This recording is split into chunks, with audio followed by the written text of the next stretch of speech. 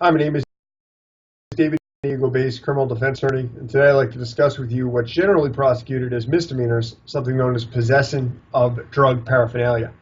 There are local municipal codes, like in San Diego, there's municipal codes preventing or attempting to prevent people from possessing drug paraphernalia.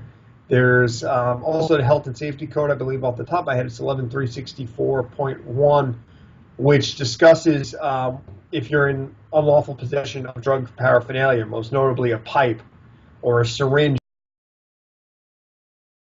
that they have injecting,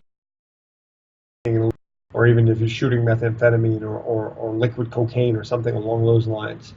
So generally speaking, these are prosecuted as a misdemeanor. However, we see these a lot of times prosecuted hand in hand if someone's charged with a more serious offense, like possession for sale or transportation, and they're possessing drugs in and of themselves. From my perspective as the attorney, I don't necessarily mind seeing these paraphernalia charges along with the possession for sale or a sale case, because what that shows me is it supports a lot of times what our argument is that my client is not necessarily someone who's transporting or selling the controlled substance, but they're just a user. So that's a lot different than a kingpin who's not even necessarily using the drugs, but just moving it or pushing it, as opposed to the person who's using it and maybe using a lot. And that confirms a lot of times what we're saying. It's, hey, this is a person who's hooked on drugs and is buying, a lot of these drugs in bulk, so they don't have to go out on the street and subject themselves to the risk of getting robbed, getting beat up, getting arrested for buying these drugs, and here's the paraphernalia to prove it. So usually they go hand in hand with more serious charges. In and of themselves, they're misdemeanors.